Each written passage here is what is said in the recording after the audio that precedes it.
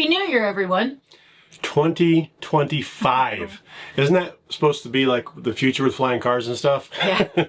Anyway, this is a video topic we've been thinking about for a long time, and we thought the new year was a good time to bring this up. It's kind of a deviation from our standard travel vlogs or his how-to technical stuff, but it's been a while since we've shared your thoughts and opinions, so we thought this was a great way to kick off the new year. Several months ago, we put out a post on social media asking you guys this. For you full-time RVers and those of you who travel for extended periods in their RV, what is the one thing you miss most about your Sticks and Bricks house? Well, we asked and you guys delivered with hundreds of comments and feedback on that.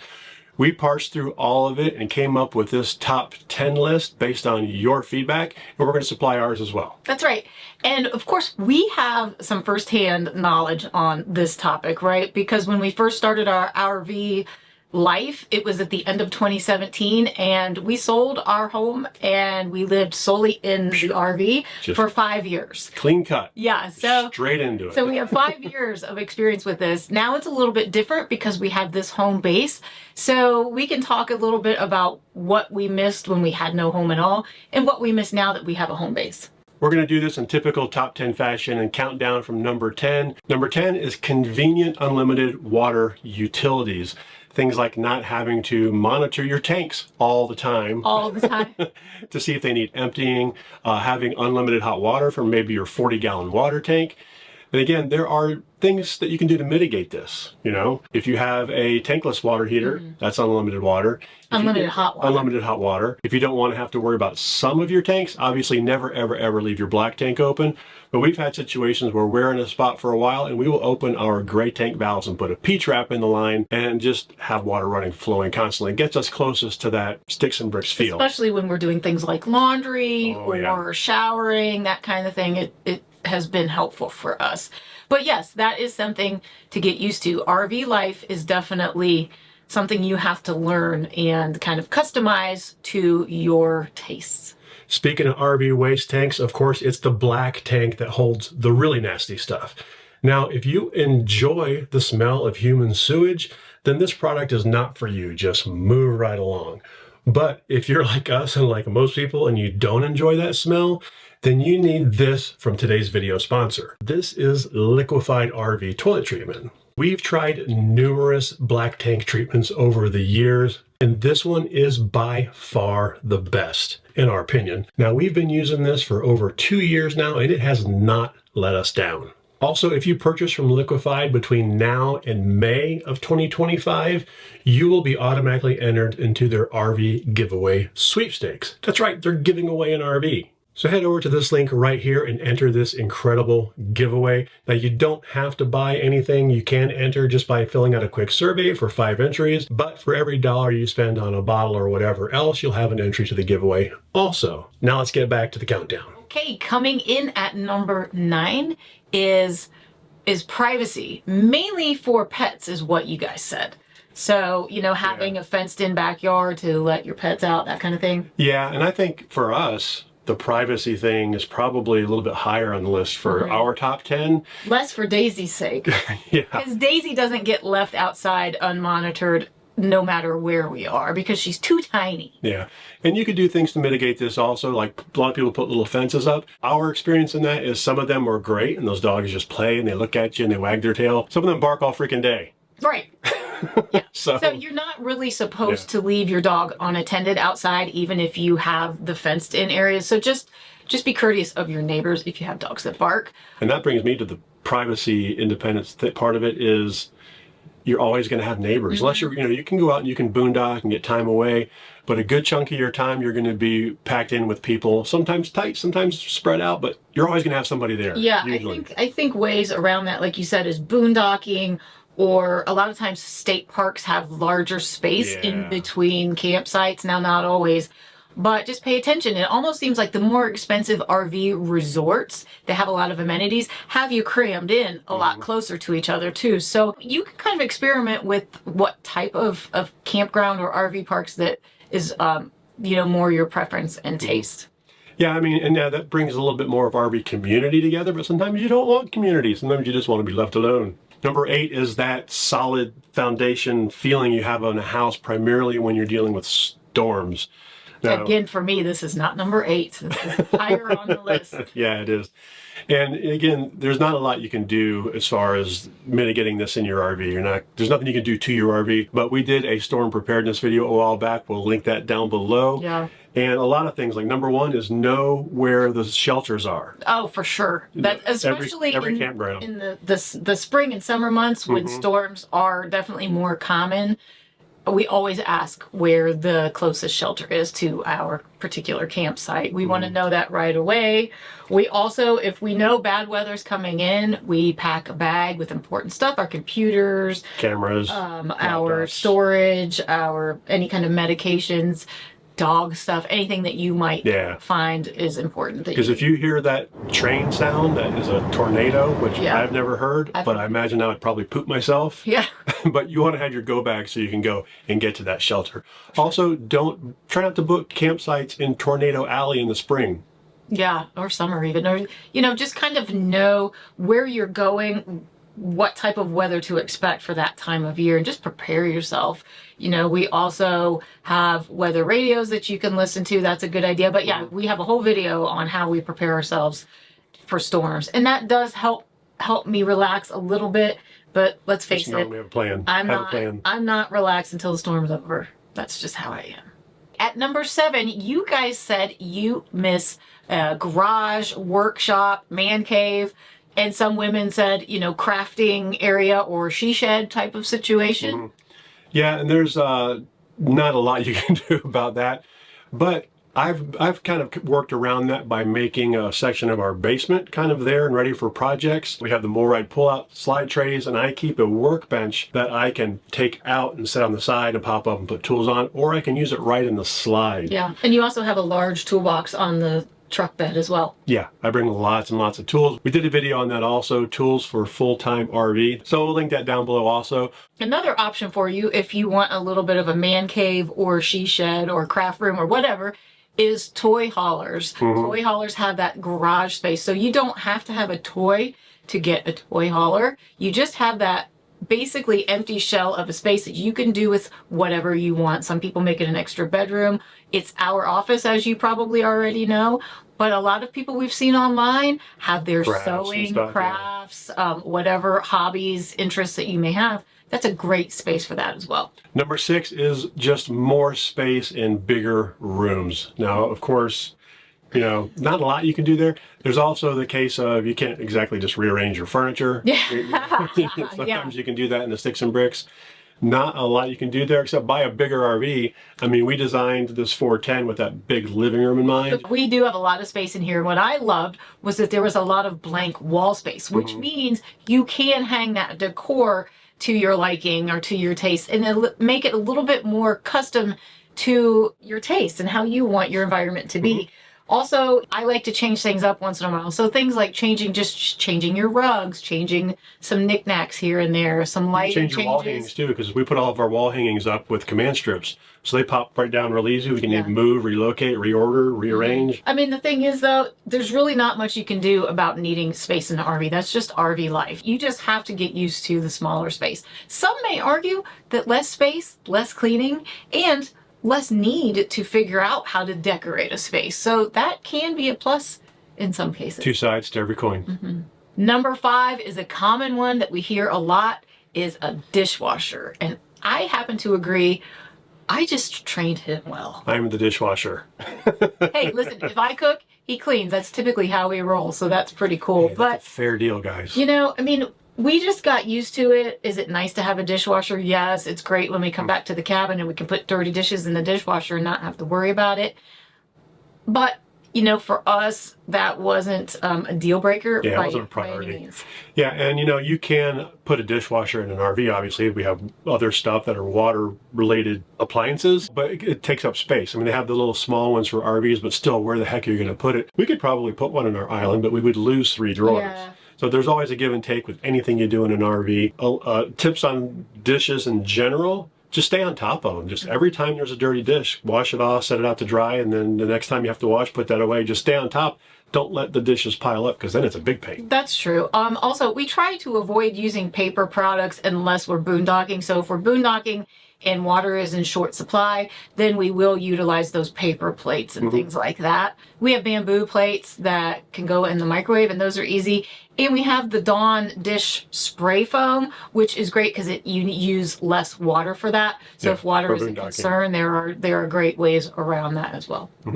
Number 4 is kind of along the same thread, and that is a washer and dryer when you're talking about water appliances. Now, this is a lot more common in RVs, and it was an aha moment that we had when we were first looking at RVs, because we didn't really think through all the ramifications of getting rid of our house. And then we saw an RV with a washer and dryer, and we're like, for those of we you gotta have that. Yeah, for those of you that have been watching our story for all of these years, you know that when we first started out, we had no idea about what all we could get inside an RV. So when we started shopping, we were blown away by, we can have a washer and dryer? What? I literally didn't know what a fifth wheel was. I walked up to a trailer. I was walking. Are these all fifth wheels? Those are trailers. These are trailers. Yeah. Wow, I'm dumb right out of the gate. But you've come a long way, baby. This is a fifth wheel.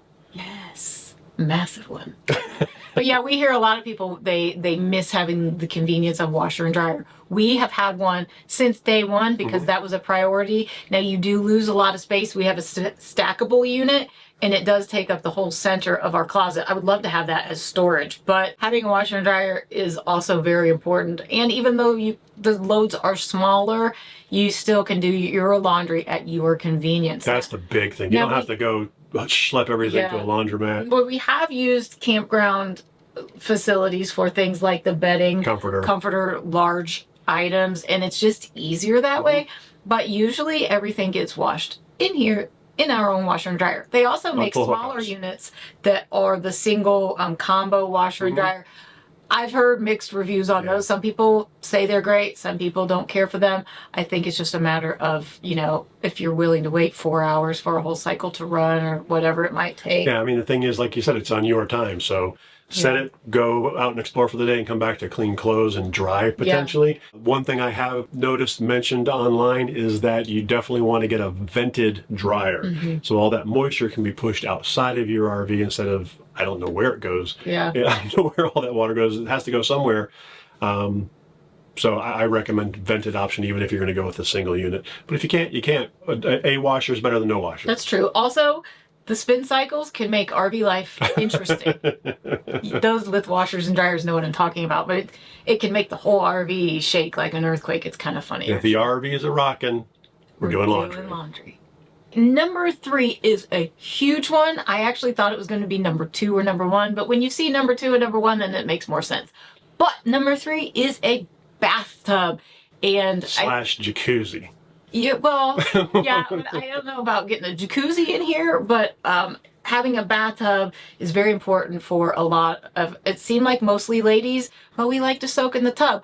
I miss having a bathtub. Epsom salt soaks are very important for my aches and pains, and I just miss it. I do have a bathtub in the cabin, and that's really nice. So I miss it when. But you have your new foldable one that's worked out really well. Yeah, I have a new foldable one. It's narrow, so I have to squeeze my butt in. You're not going to be stretching out in it. Right, but if I need to soak my but you legs, can get under soak my legs. Yeah. And we'll have a link for that in the description here. But yeah, there are ways around it. There are a few RVs out there that I've seen that have shower tub combos, not very many. Yeah. I was trying to talk the design team into putting one in the 410. Didn't work out. I don't think I got very far with that, but I would love to have that. So let us know if having a tub is something that would be of importance to you guys. And if you need a jacuzzi, there's always the option of the jacuzzi at your RV resort. You thought I was going to say fart in the tub. I did. I was like, oh man. But that's an option too. Make your own jacuzzi. Number 2 is a yard/garden. I think this kind of can go together. A lot of the comments were kind of along the same lines of letting the dogs run, so it's a little bit of overlap there. But I think having a garden and cultivating, landscaping, and a garden is different than just having space for your dog. So there are a lot of people who love gardening and miss it when they're on the road. There were also a couple of mentions of missing cutting the grass. And I might have normally, before this, said, who misses cutting grass? But after we did get our cabin and got a riding lawnmower, I enjoyed riding. It is fun. You enjoy it too. Yeah, I mean, I used to use the push mower myself a lot of the times too. Didn't like that so much. It was good exercise, but I do enjoy 3 acres is a lot. I do enjoy the riding lawnmower much better. It's kind of fun riding around on a tractor. But as far as mitigating and scratching your gardening itch, maybe like an inside wall hydroponic garden. There are those now. Also, we've seen people just bringing along their plants, and if you're somewhere nice and warm, you can set your plants outside. But tomato plants, basil, that kind of thing. A hydroponic wall farm or things like that. Farm, I don't know what you call it. There are ways around it. No, it's not like digging your hands in soil. But if you're in a location for any length of time, maybe look into a community garden or volunteering. A lot of cities have neighborhood gardens, maybe even the RV Maybe even park. the RVer, yeah. I'm sure if you campground or I'm something. sure if you said, "Hey, I'd like to go over there and pick your weeds," they'd be like, "Have at it, man." Yeah, but I mean, if you really feel like you're missing digging your hands in the soil and kind of feeling that grounding of the earth, then look into volunteering options like that, because I'm sure there are gardens or communities that would be grateful for your help. Topping off our list at number 1, there is no surprise here, is family and friends. And we totally understand that. And it just makes a lot of sense. And I think that's the biggest issue most people have when they think about hitting the road full time in an RV. Yeah, and this is one of those that can go both ways, because I guess it depends on where your family and friends are. Yeah. If your family has moved away and you don't get to see them very often, then having the ability to take your own house to their house, maybe even on their property, but at the very least a location nearby, that can be a benefit versus a negative. But a lot of people do have communities and families and churches at their home base, and that can be difficult to kind of get used to. Yeah, and for us, it was actually great for me, because although I hadn't lived in Ohio for many, many, many years, we could now spend longer periods of time visiting my family up there and having our own space and not having to inconvenience family members by staying with them. If you're missing that community on the road, there are tons of RV, not support groups per se, but there are tons of groups and communities online. Go to a rally. Rallies are a great way.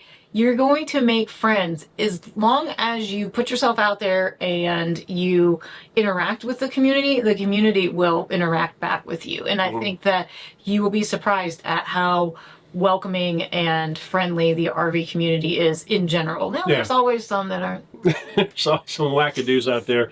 But you'll meet friends and you'll exchange numbers. I mean, we met Phil and Stacy a long time ago, and as you meet and accumulate some more nomadic friends, you just find times to crisscross your paths and meet up, maybe plan a trip together. And also in terms of family, I mean, I miss the girls because they're down in Tampa. They're busy, their school and life and all that. But once a year, typically we fly them out wherever we happen to be that summer. Yeah. So that kind of turns a negative into a positive, and we get to spend quality time in a cool place. Exploring together. Making new memories. So that's a really cool option as well. So where do we fit in this top 10 list? What's your number 1? Well, mine's kind of tied between I know the storm thing is in there. Feeling secure in a home base during storms is a big deal for me. I do miss that when we are not at our home base. But also privacy, and that's probably more because we have a YouTube channel and we are recognized a lot of places, and we love meeting you guys. Don't get me wrong, I don't want to come across like that. We love that. And if you see us, so many people tell us, "Hey, we saw you, but we didn't want to bother you." If we're outside and about, come by and say hi. Absolutely. But sometimes you miss that ability to walk outside your door and just have privacy and not have people on top of you. And that's more of what I mean by privacy, is just after being on the road, because we are now on the road for several months at a time, I start to feel a little bit claustrophobic, because if we are in parks where we have neighbors really close to us, it can kind of get to me a little bit, because now I'm used to having space and acres and land to just go outside and pee. I don't go outside and pee. That's you. You go outside and pee. I don't go outside and pee. There's something about that. Back me up here, guys. There's just something about walking out in your yard and peeing. Okay, but they're going to frown on that at the RV parks. They do. Yeah, and in national they will be parks upset and things about like that. Don't, yeah, we don't recommend peeing in campgrounds. But I think those two, for me, are some of the biggest. And we do tend to travel during the summer months, and that's when the storms happen. So, you know, that can be stressful for me. So what about you? For me, it's the there's a lot of work involved in RVing that you've got in a normal house that you'll have more of in an RV because the thing is driving down the road and bouncing on. So there's a lot of maintenance, a lot of upkeep. I enjoy that most of the time, but there are times when we're at the cabin and we're there for a month or two, and it is nice to not have to pack up the RV every couple weeks. But I also kind of like that too. I don't know. It's a hit and miss for me. We do not regret a single moment of our full-time journey. No, not at all. And we are really happy with the balance that we now have with our most time journey. Typically, the longest stretch of time that we are back at the cabin is over the holidays. That just seems to be our MO. But then we get antsy and we are ready to go again. But I don't regret anything. And the things that I miss aren't strong enough to keep us off the road forever. So, and we've found ways, you know, this list, we found ways to mitigate a lot of this. The bathtub, the washer dryer, unlimited hot water, which we're still going to try out some more. Yes. But there are a lot of things that you can do to make your RV life better. You just got to find those little things, find those projects, nip one in the bud here and there, and, you know, improve your overall RV life. So let us know, did we nail it with this top 10 list, or are we missing something? What is your most missed thing from Sticks and Bricks when you're full-timing or even part-timing? And let us know if you agree with this list. Also, if you have some ways to mitigate some of these issues, let us know what your ideas are. Yeah, there's a good community of people down in the comments making comments right now that might be very interesting. So go check those out. Leave your own comment. Be sure to click like if you haven't already. You got this far, click the like button. Subscribe if you haven't already. That really helps us out a lot. And we'll see you next time. Have a wonderful 2025, and we'll see you on the road.